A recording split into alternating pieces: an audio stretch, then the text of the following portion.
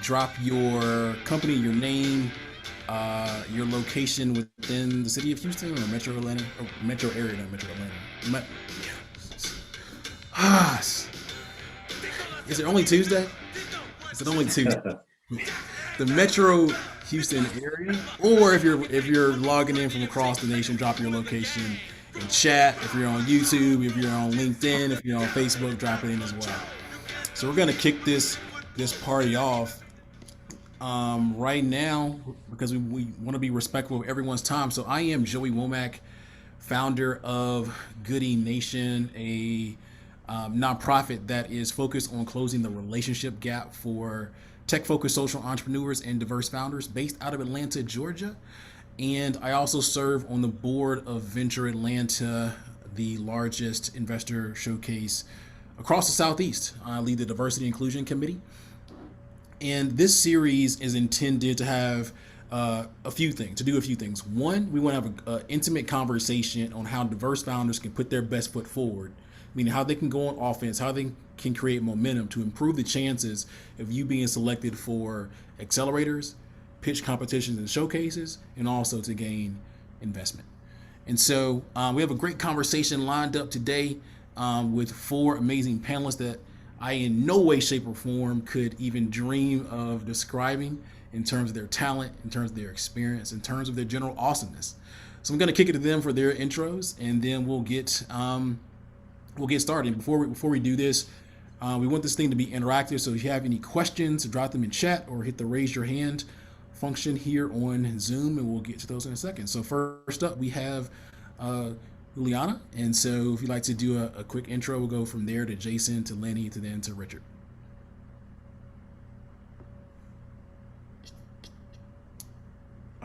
Should be able to. Okay, I was not able to unmute. Okay, so I'm Juliana Garaizar. I'm being involved in angel investing, first in Europe, where I come from. I'm from Spain. I'm married to a Mexican. That's why I moved to Houston. I was creating angel networks a little bit around the world. When I started an angel network in the French Riviera, I was able to launch angel networks in Chile, in Spain, in many other places.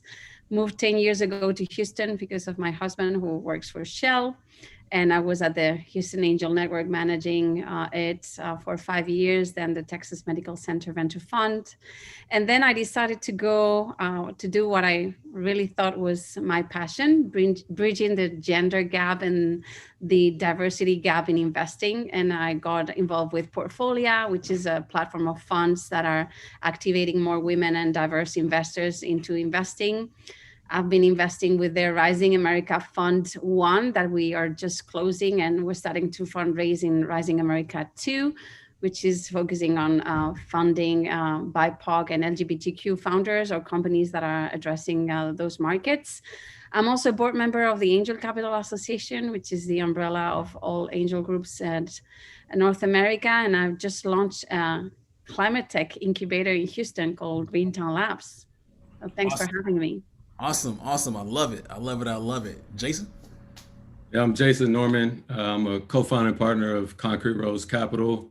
I'm based in Houston. Our firm is in the Bay Area, but we are early stage diversity focused venture fund, investing pre-seed to Series A across 3 focus areas. So the first is underrepresented Black Latinx founders. The second is companies meeting the needs of underrepresented consumers. And then the third is founders of any background, provided they demonstrate a commitment to building diverse teams and inclusive company cultures. With our fund, we commit 50% of our carry to the Concrete Rose Community Foundation, get to partner with awesome organizations like Goody Nation and Joey. I lead the foundation work. I'm really excited to be here and excited to be on a panel with these other amazing speakers. Awesome. Lenny? Hello, Lenny Saizan, co-founder of Urban Capital Network. And Urban Capital Network was formed because we realized that there was a barrier to entry past the family and friend stage when investing in high quality premium opportunities. And furthermore, there's a lack of diversity in VC funds in terms of investors, and just an opportunity to invest in VC-backed deals. So through relationships that we have with venture capital firms, we created Urban Capital Network to make those investments affordable, de-risked, and diverse, and give investors of color and other minority investors an opportunity and better chance of success with typically the small amount of money that they do have to invest. They are able to get in at a less risky stage in these investment opportunities. And our hope is to generate wealth with these opportunities so that these investors can then take a portion of their returns once they start coming in and reinvest in their own communities and their own interests, thereby supporting minority founders. And we set that example at Urban Capital Network by taking a portion of our earnings from putting together these deals and doing just that. So we invest in minority founders from a management company level, where we're not putting that risk onto our investors. So as I mentioned, those are more risky investments. So we take on that burden ourselves, and we're making sure our investors get an opportunity to invest in less risky opportunities. Nice. Awesome. And Richard? Hey, everybody. My name is Richard Fraim, and I'm a general partner of Dole Ventures, which is a $26 million pre-Series A fund based in Atlanta. We primarily invest in pre-seed and seed stage B2B software companies with a primary geographic focus across the Southeast. We've been investing out of the fund for about 3 years now. We have a total of 18 portfolio companies. The bulk of our portfolio is in Atlanta, but our second most active market is actually Texas, where we have 3 investments, and we're looking to deploy more capital in the region as we round out the fund.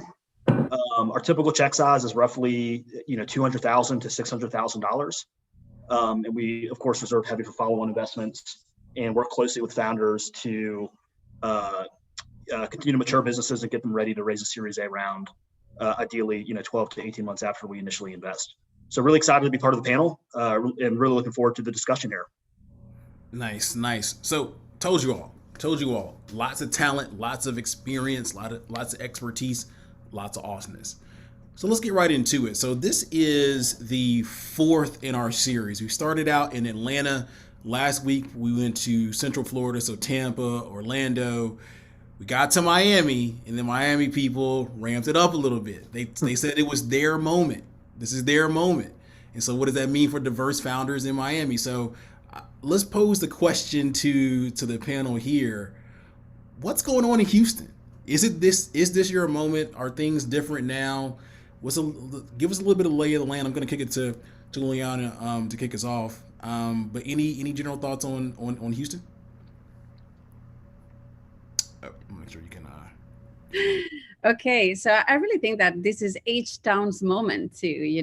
I really think that for a very long time, the Houston innovation ecosystem was kind of stalling, and the opportunity cost of being an entrepreneur in Houston was just too high, with the oil and gas booming and the Texas Medical Center and NASA. All the salaries were so high, and nobody felt like a real pressure to become an entrepreneur. And a few things happened that suddenly have changed all that. First of all, the mayor of Houston has been really instrumental in trying to change that. We wanted to bid for Amazon's second headquarters a few years ago, and we were not even in the top 10 list. And that hurt so much that we had to rethink about how we saw ourselves. We did a study that was performed by Accenture and Houston Exponential, and many other organizations were created to try to stimulate the innovation ecosystem. More funds came in. Suddenly we started having great incubator and acceleration programs coming in, like Impact Hub that Grace is actually running and is here also at this event, or Mass Challenge coming over from Boston, G-Beta Combinator, many others, and of course Greentown Labs is the last one that came in, and that I'm also running in Houston. So I think there's a lot of momentum if you start seeing how Houston is doing in the rankings for startup. Try to promote startup companies and being a city that is startup friendly. We are doing much better.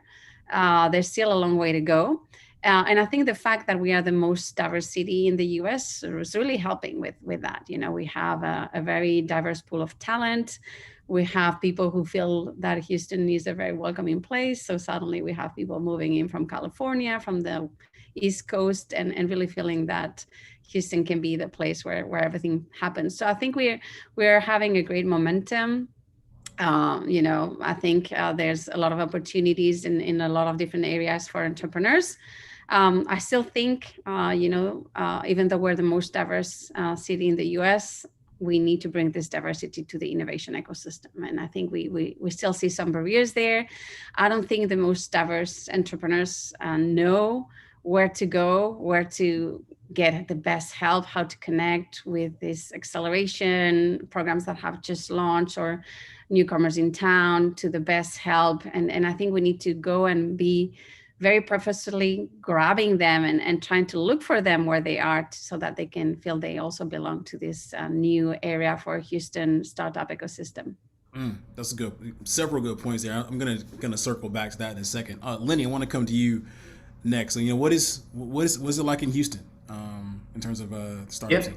Great. So Juliana described it perfectly and really set the stage for why we are where we are here in Houston, related to Amazon not even putting us on the list to consider to open up a new corporate office here. But I think, like Juliana said, we're in a very early stage, but there's so much that has happened and so much that is going on so far. One of the things that I like to point to is that, as she mentioned, Houston is the most diverse city in the country. But I think it was maybe McKinsey. Houston is what the rest of the country is going to look like in the year 2040. So we have an opportunity to set the example for the rest of the country, to show that how you can introduce and integrate all of the diversity that we have here into the innovation ecosystem, into job creating opportunities, into wealth building opportunities. And Houston is focused on that, and they have initiatives and efforts to make sure that happens. And Urban Capital Network is excited to be a part of the very beginnings of the foundation to build that. And we also have support from the city, from the universities here.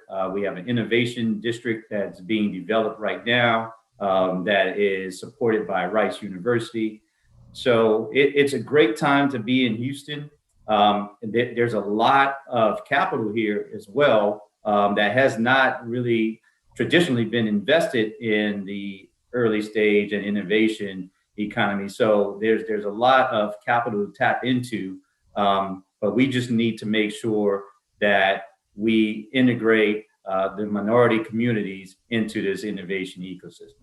Nice. Jason, I mean, I know you've been there for a few years, but as relative, you're starting to get relative newcomer getting plugged in. I want to get your thoughts. Before that, Richard, after that, I'm going to come to you about why you all are looking to do more in Texas, in particular Houston. So Jason, your thoughts as you start to get into the ecosystem.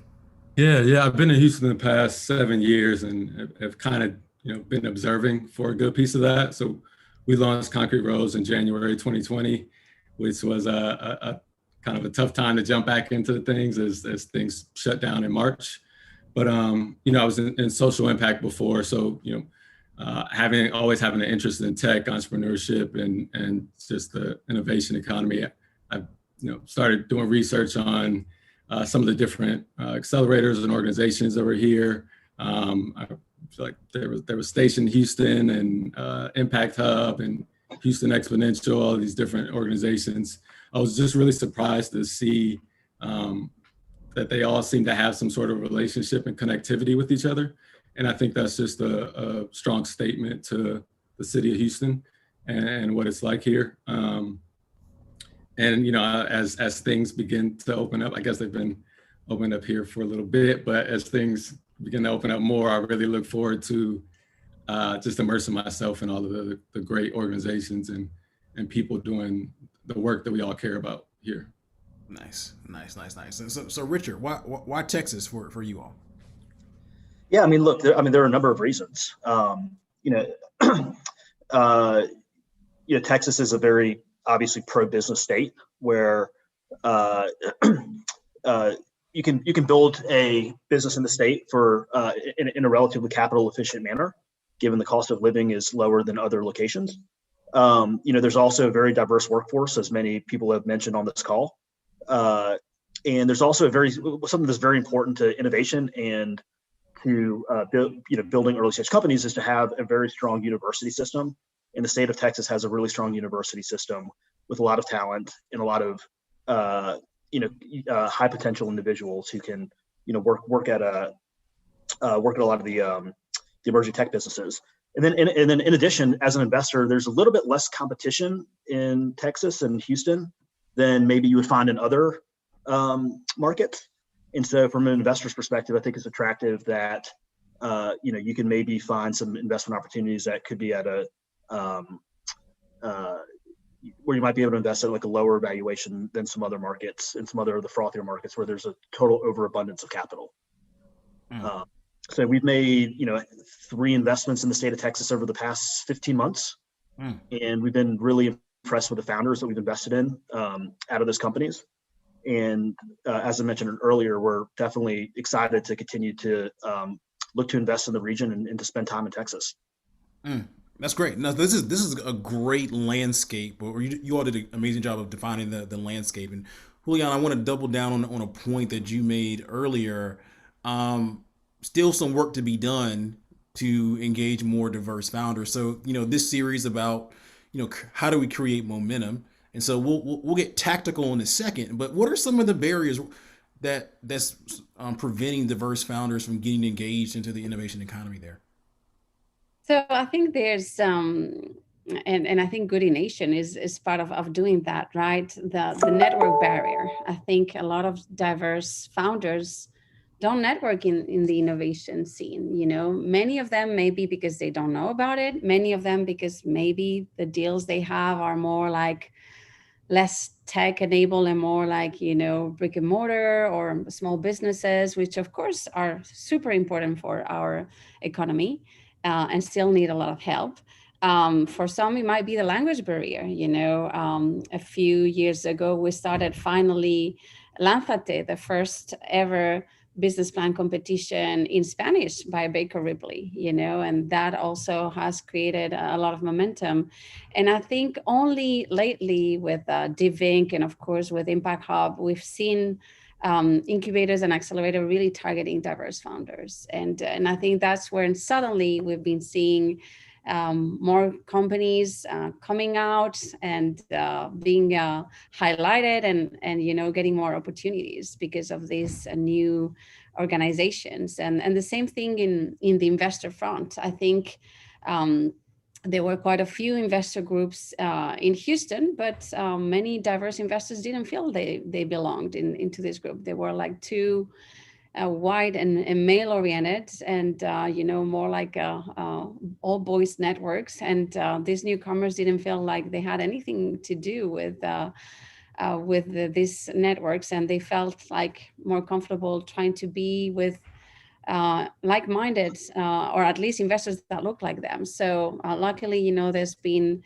a few new groups like BAMA, the Business Angel Minority Association, and UCN, of course, here with Lenny, that are allowing for these people to feel like, okay, maybe I do belong. Maybe I can be an investor too. And once we activate more investors that are diverse, these investors are going to tend to invest more in diverse entrepreneurs, because investors tend to invest in people that look like them, you know. So I think this network capital, and then the inspirational capital, having more figures like us here, like, you know, you can also be an investor, or you can also be an entrepreneur, and you can, you know, I think inspiring the new generations of entrepreneur is super important, is the inspirational capital that many of these diverse founders don't have. And we really need to be very intentional about creating that for Houston, because otherwise we're not going to bring this deal flow we need of diverse founders to the Houston innovation ecosystem. Great points. So I want to kick it to Lenny next, but before that, I want to recognize a few things.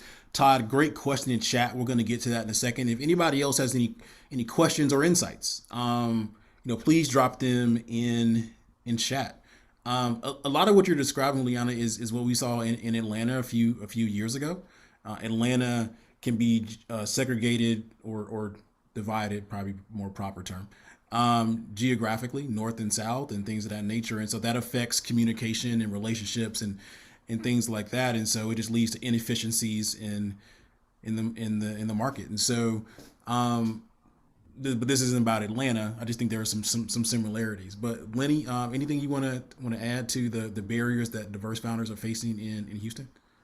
Sure. And I want to make one correction before I comment on that. I said 2040, the country will look like Houston. I was way off, and it rolled off my tongue and wrong. But it's 2024, so wow. we have less time than I originally said. So. We definitely have to set a good example. So from a barrier perspective for us, because we focus on investors, I think as Juliana mentioned, one of the main barriers is the communities, the diverse communities don't have the resources for the family and friends startup, right, capital that they need.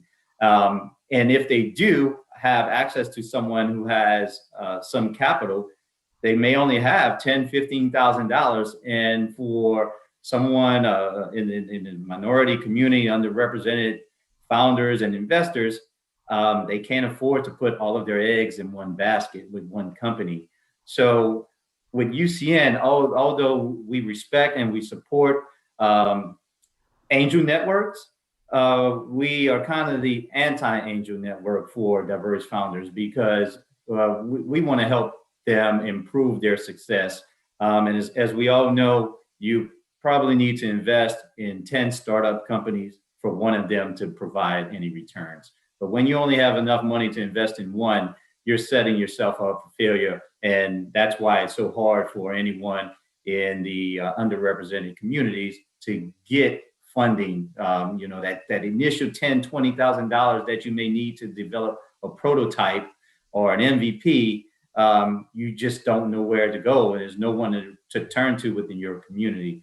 And we're trying to help solve that problem by giving investors opportunities for better returns, so that the next time they have an opportunity to invest in an early stage deal, they can afford to do that. Great insight. So this is interesting. So I'm actually going to flip the conversation a little bit to talking about investors at first to talking about pitch competitions and accelerators and similar programs. I think that they're the first step before you get to investors in many cases for diverse founders. But before we do this, I want to come to Todd's question. And so Todd is asking about how in Houston, how the business and civic community supports clean tech founders. Any insight there for anyone? Hey, Todd. I just met Todd last week, so good to see you again, Todd. And he's definitely making sure he figures out what's going on here in Houston, out of Cleveland. So I appreciate that. And unfortunately, I don't have a whole lot of comments I can make on clean tech within Houston. Obviously, it's something that that I think we can relate to. I mean, as one of the energy capitals of the world, right? And oil and gas specifically, I think we would definitely focus on clean tech, or should have an interest in clean tech. In terms of investments and things like that, I don't really have a good feel for what's going on, and the investments that we've made has not really been focused on clean tech. So sorry, I can't add more. Talk to that because I'm all about clean tech and climate tech. That's why we brought in Greentown Labs, which is the biggest climate tech incubator in the US, based out of Boston. And we did our first ever expansion to Houston. First of all, because Houston is the energy capital of the world. So if we want to fight climate change, we need to make sure that we get the energy capital of the world involved.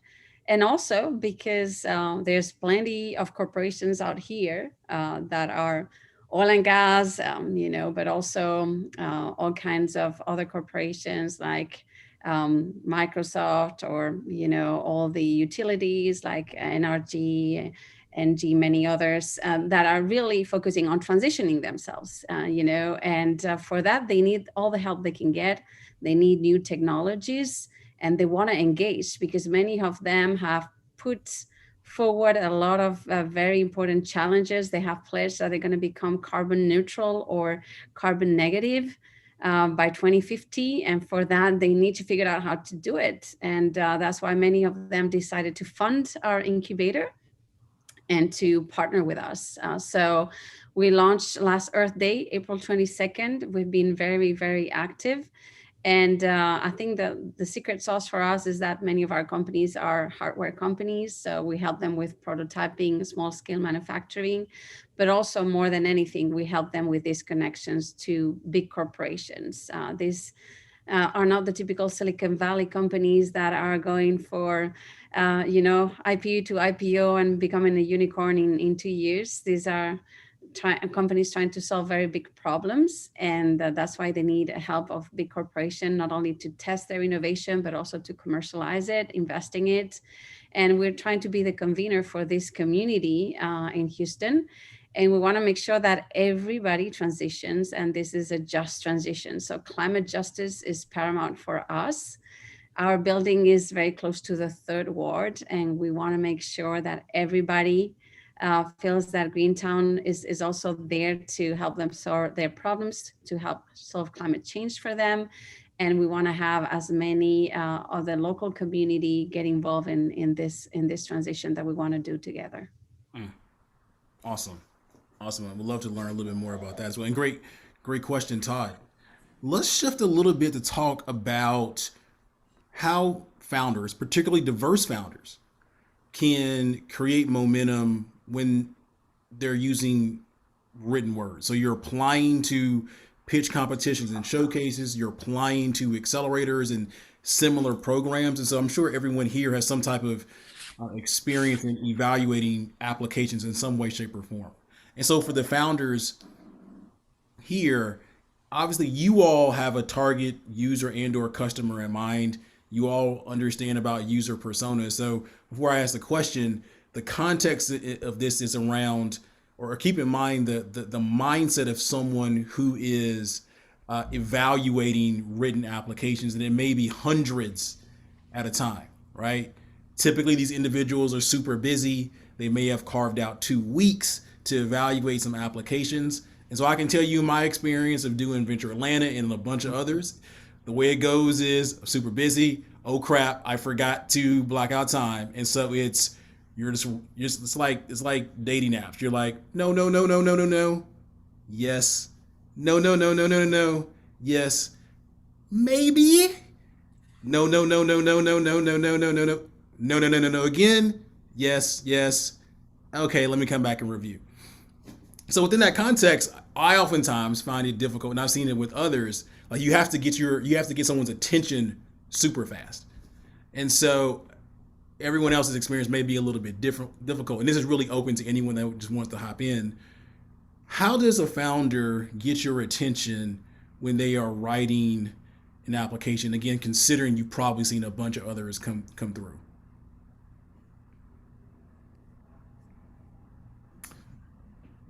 Hopefully, I this can. wasn't- yeah, go ahead. No. I can jump in. I think it. I mean, we're really talking about like storytelling and pitching, and one of the big things is like if I'm reading something, I should be able to clearly understand the business pretty easily. And so when I think about getting those materials or looking over pitches, you want to keep it tight. And so you lay out the problem, your solution, and then why you're uniquely qualified to address it and solve it. I think that anytime you can use numbers to back up what you're saying, you should do it, whether that's market data or customer metrics. I think about some things that have jumped out to me in some of the like pitches we've seen. We had a founder who actually reached out through email. He put together a memo, emailed it over, said, here's the company, here's what's happening, here's answers to some of the questions you might have. If you're interested, let's talk. And it was really that simple. And it was also like, okay, he's got it together. So, I was interested in that conversation. I think just, different things like that are ways, to engage investors kind of quickly. If I could ask Jason, like, was there anything about the memo itself that stood out? So, for example, I've seen in some cases founders will talk quickly about the problem they're solving, and I'm just gonna make this up. Yeah.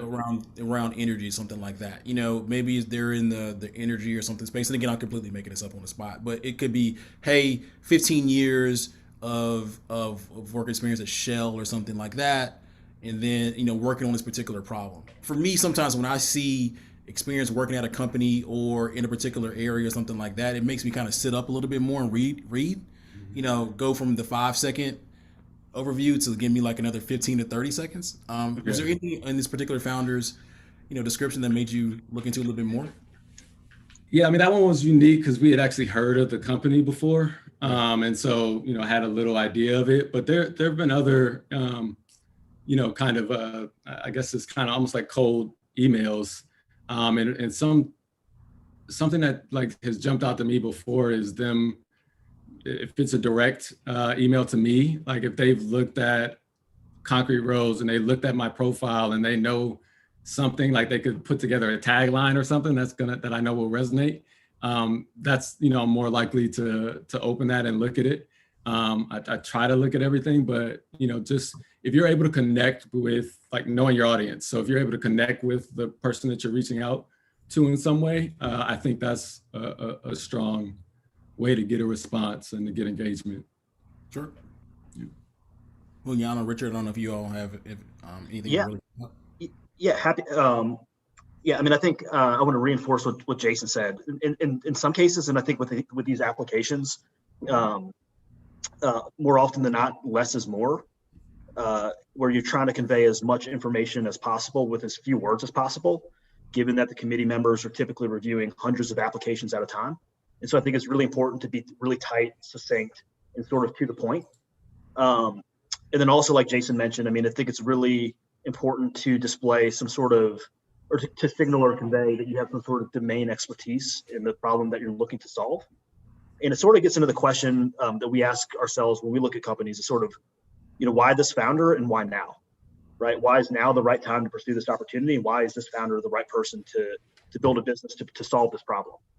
And so really expressing some sort of domain expertise helps us get interested, because we like to back founders that have like seen a problem, lived a problem. It's been so painful for them to witness that they have to go and build something, and they're totally obsessed with going to solve a problem. So I think that always helps. And then being very clear, or signaling that you've got a really good handle on unit economics. And it doesn't necessarily have to be where the unit economics are today, but maybe where they can get to over time if you remain focused on them. Of course, with many early stage businesses, a lot of the unit economics and early metrics are still sort of in flux and still kind of being figured out. But I think if you can display that you're very metrics focused and you have a good sense of where you want the metrics to ultimately get over time, that's going to make it a very attractive business model. Then I think it's important to sort of convey that you're mindful of that and you're focused on that. And because that conveys a certain amount of sophistication about how you thought about the business and the work you've done on it, and kind of where you think it can ultimately get. So I think I always asked when I was, receiving a lot of applications, either whether at Han or Portfolio, I always ask the same thing, try to get to know the investors personally, try to network with them, try to figure out what their personal story and the personal connection is, so that they can get to know you as a person. Because at the end of the day, they are the ultimate judges of character. They're going to figure out whether you're going to pull it off or not. I mean, all what you're saying there in your application is great, but what matters is whether we believe you're going to be able to pull that off. And for that, having another sort of relationship that starts even before you actually are ready to apply is kind of key, because that means that they can ask you more things. There's no pressure. You can learn a lot about our thesis just by networking with us. And there's quite a lot of opportunities to network. We are networkers by excellence. We go to a lot of networking events, whether at incubators, accelerators, other groups, happy hours.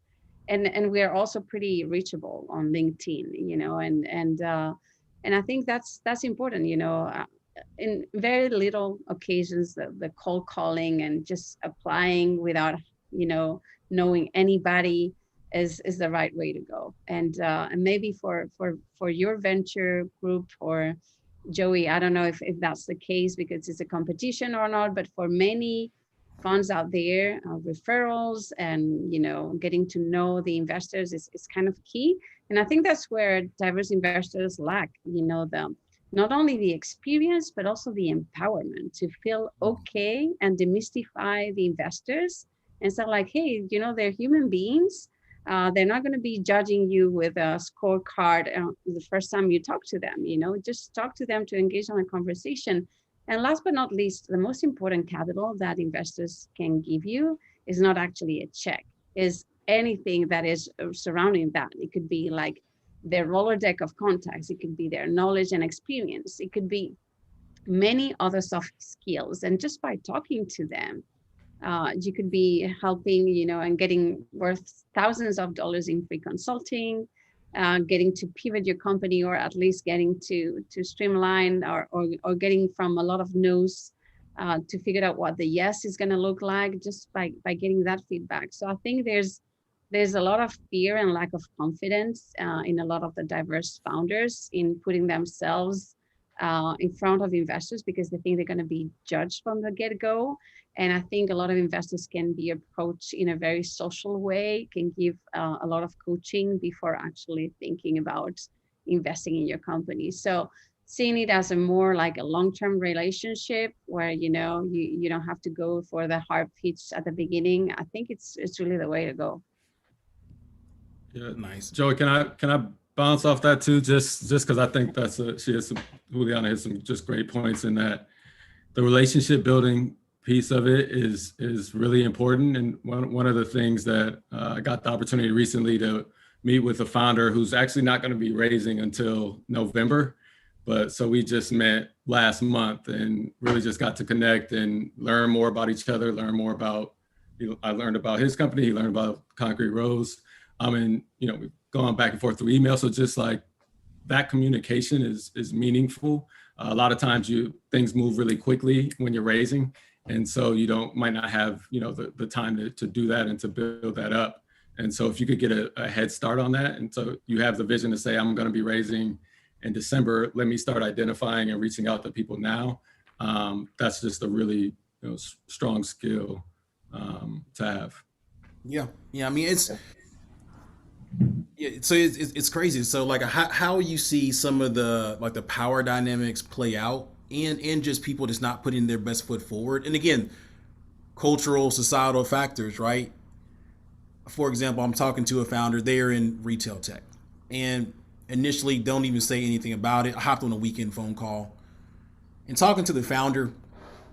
They're like, hey, yeah, I started 15, 16 years old. I started working at Gap and then started working at another company from there and worked my way through college, so on and so forth. but never ever did they even talk about their retail experience and how it informed the problem they're looking to solve now.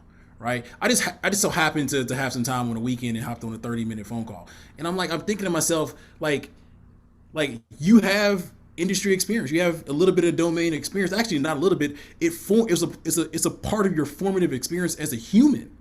As at 15, 16 years old, it has informed the rest of your life. But they never even thought to even list that when they're talking about their company. And so we know in many cases, for diverse founders, Black, Latinx, women, many other underrepresented groups, a lot of this stuff starts in middle school. And go back to middle school. You know, you don't want to be thought about as that person who brags and people start calling you names. So what start happening? You start reducing. You get to high school, it gets even worse. Start reducing, and next thing you know, you're a full human, and then you're reduced even more. And we know that even when people start to go to the workforce, it gets even worse, right? And so then when you start to pitch to people who you deify in many cases, that you just don't talk about how awesome you are. So that's how I've seen it play out tons and like way too many times, and we've got to get past that if we're going to give diverse founders a chance. I mean, there are a lot of other factors at play for sure, but that's one of the small ways that people have to. I think diverse founders have to get more comfortable talking about how awesome they are and how their lived experience has informed the decisions that they've made according to starting their company. Can I add something to that, because I think it's very important, and I have this question and this comment a lot about, of course, not only diverse but also women entrepreneurs and the imposter syndrome, right? How you don't feel you belong, so that you don't put your best foot forward and you don't pitch the way it could be more, I would say, successful. But I think this imposter syndrome, I mean, doesn't just show up like from nowhere and suddenly oh, I am a woman or a diverse founder and I have imposter syndrome, I don't know what I can do about it. It's not a disease. This imposter syndrome comes from plenty of years of microaggressions, bias, and people suddenly reminding you that you don't belong till you finally believe it. Okay. So, I mean, now I have people talking to me like, oh, you should get rid of that imposter syndrome when you're a woman. It's like, well, guess how did that imposter syndrome appear in the first time, in the first way? So I think, it's normal that these people diminish themselves because in many cases they haven't been accounted for. They have been ignored. They have been under valued, underrepresented, everything. So now it's very difficult for them to suddenly being put on the spotlight and they don't even know whether they belong there. So the first thing I do when I coach diverse founders is like, hey, you belong, you can do this. Many other people do. Why shouldn't you, And then getting that fish kick of confidence, that's what sometimes enables the whole thing to get on a good start, but just putting it out there like, oh, it comes from middle school is like, okay, let's not play the victim here, but this has happened because things have happened and now let's figure out how to reverse that and make sure we empower these people that have been somehow pushed aside. Yeah, it's generational for sure. Like you pick up things. I pick up things from my mom that she picked up from her mom, and it goes on and on. And yeah, I think that's one of the exciting things about the opportunity we have in front of us to we're all founders too. Like I experience imposter syndrome pretty deeply sometimes, and so like even be able to share that with founders is important. Like, and so, I'm excited about that opportunity we have. And I agree with everything. And I think it also kind of enforces the need for more diversity in VC. Because when you get in front of someone who you can relate to and who you feel comfortable with, it makes a huge difference. And I see that with dealing with founders as well. And to Jason's point, yeah, we're all founders. And I can recall when, the early days of Urban Capital Network, being a co-founder, And a lot of our model is dependent on relationships with other VCs. And I didn't really feel comfortable at first creating those initial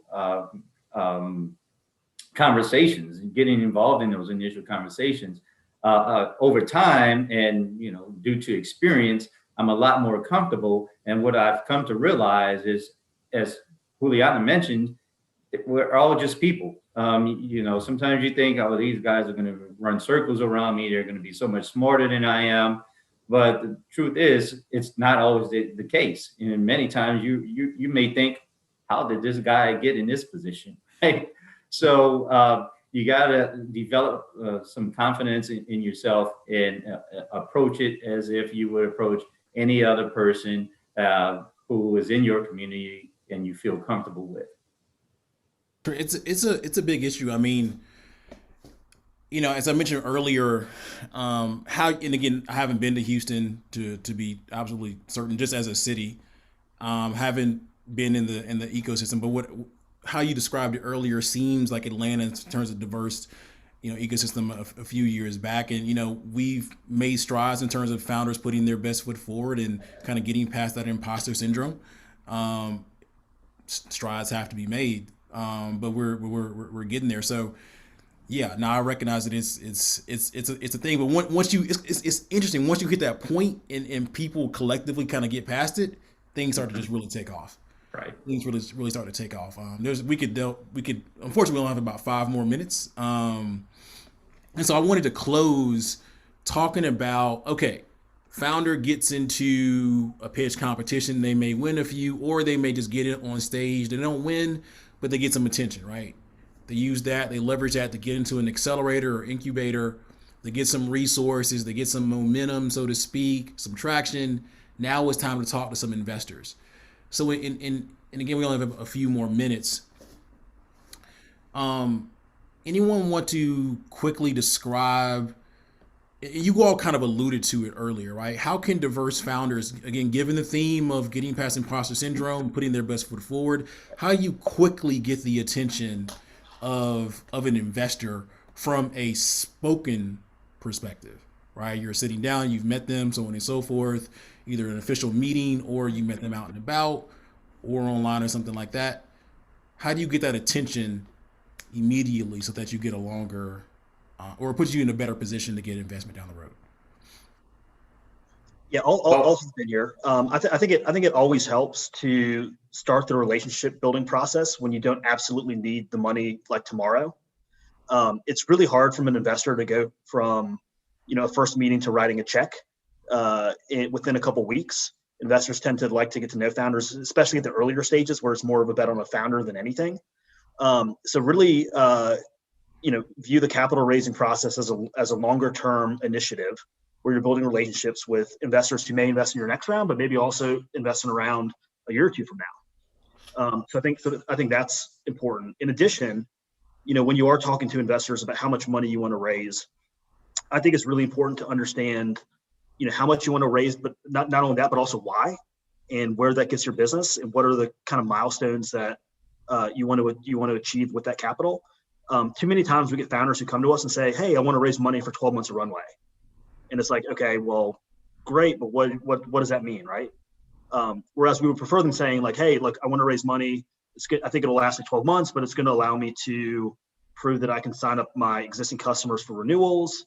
It's going to allow me to mature the product a little bit. And it's going to enable me to further prove that I'm pursuing or I'm getting closer to product market fit. So I think having those really a good sense for the milestones that you want to achieve always helps because it really helps the investor understand kind of what's on the other end. If I write a check, what's the business going to look like in 12, 18, 24 months, or what could it look like? Nice. If I could ask, I mean, where are founders in Houston meeting investors? So first time meeting, you all are hammering home the point of it's a long game from a relationship standpoint. So how are, if, let me just say this, how how is it possible to create relationships with investors in Houston? Or let me say this too. So think about it a little bit more. Or are diverse founders in Houston going outside of the city to get funding? I'd say this. I think there's an opportunity for the founders to meet investors here. And there's a lot of opportunities because of where we are in the development of the innovation ecosystem here in Houston. There's a lot of activity, especially with COVID. Everything's kind of been virtual, which I think because of this new virtual norm, it's actually made those opportunities more available because we're having more of these events because we can do them virtually. And I think it's a little bit easier to coordinate. And then I think in Houston, there's just so much support and so many organizations that are in the early stage. And so we're getting out there and we're holding events like this. And what I find is every time I do an event such as this, I get an influx of LinkedIn connections, emails, and from investors, entrepreneurs. So those are some of the opportunities that we have here, and what entrepreneurs could look towards to help make those connections and find out who are the players. Nice. Juliana? Yeah, I could follow on that. A lot of things have gone virtual, and I think it was a little easier for entrepreneurs to meet some investors. I think that still, the face-to-face with investors and establishing that trust relationship is critical. So I think everybody's pretty happy that happy hours are back. And there's plenty of events happening. Of course, there's big areas in town with the Ion, which is this very big building that is hosting quite a few acceleration programs, and they have a venture studio just opening. There's a lot of happy hours there. There's also the downtown Launchpad that has launched pretty a few months ago also, and is doing a lot of events. The Cannon also, and plenty of other events. And of course, Greentown, where I am, we do happy hours every other Thursdays, starting July 1st. So a lot of opportunities there to hang out for entrepreneurs. And I have to say that, yes, I think diverse investors, they're looking for money also outside of Houston. Definitely diverse entrepreneurs, sorry. Definitely. I think anybody who's a diverse entrepreneur needs to have a list of all the funds that are investing in BIPOC founders and, or companies that are addressing somehow those markets. There's a huge list, put together by many organizations, and a lot of these funds invest nationally. So of course, you need to also step outside of Houston and try to have these, diversity focused funds, or even, with the Investors of Colors Network, they have syndication calls for all these diverse focused investors every other, I think it's a Friday a month. If you go to investorsofcolorsnetwork.org, you can find it there. And many mainstream groups are starting to also syndicate with them because, the problem is not a pipeline problem, it's a network problem. I think there's more than enough deal flow from diverse entrepreneurs who are great, but all these mainstream groups and funds might not know about them because they don't have people who network with them. So networking with, Investors of Colors Network or other organizations that are actually dedicated themselves to syndicate and make sure that more funds out there have access to diverse deal flow is kind of key. Nice. So we have a few more minutes now, and I'll come around to everyone for their, how people can get in contact with you or something like that in a second. I wanted to spend like a few seconds talking about Venture Atlanta. So as I stated earlier, Venture Atlanta is the largest investor showcase in the Southeast. And right now applications are open. So you can go to the website, ventureatlanta.org, and learn more about it. Applications are closed, I believe, around August 6th. Here's what we're able to do for diverse founders. If you want some feedback on your application, we're more than happy to do that. Create a Google Doc, share it with us. We'll send out this information afterward, by the way, and we'll give you some feedback. Again, we want to make sure you put your best foot forward and have the right resources at your hands to be in the best position to get selected. Companies can apply if you are at the essentially from 0 to 250,000 ish in revenue or ARR, and then there's another set of companies that get on stage. They have anywhere between $500,000 to I think 2 million. Richard, correct me if I'm wrong there. And then another group for companies a little bit further along than that. So looking forward to having you all apply. It's an awesome conference. It's here in Atlanta. It's in October. There's a virtual component as well. And even if you aren't selected, you get put into the ecosystem with many other resources available to you. Also, the people who are attending as well. And if you apply, even if you don't get selected, you still get a free ticket. So that's that. So super excited to see you all's application. And so as we close out, Richard, is there a way for people to learn more about either Noble Ventures or get in contact with you? Yeah, we've got a decent amount of information about our investment approach on our website, which is nobleventures.com. And on there, anybody can fill out a web form to get in contact with us, or you can just drop me an email at richard@nobleventures.com. Cool. How do you spell Noble? Just to Knoll. Perfect.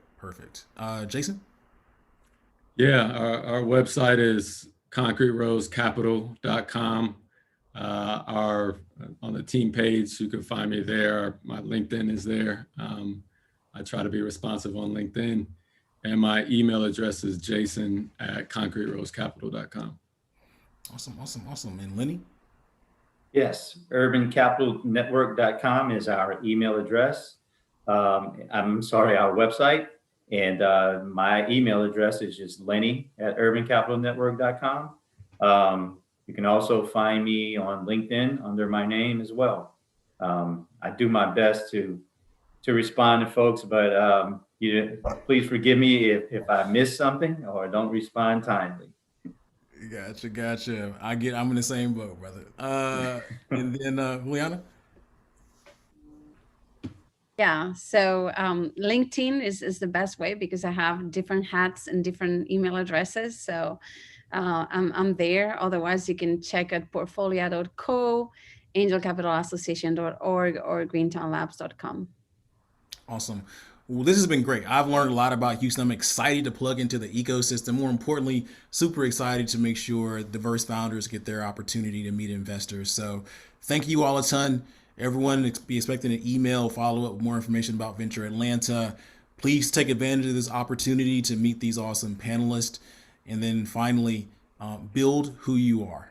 Build who you are. There's a person on our team, Kathleen Curry, that says that entrepreneurs think that they are building a solution to problem, but really what they're doing is building an expression about who they are as a person. So go forth and build who you are. Do your thing. Put your best foot forward.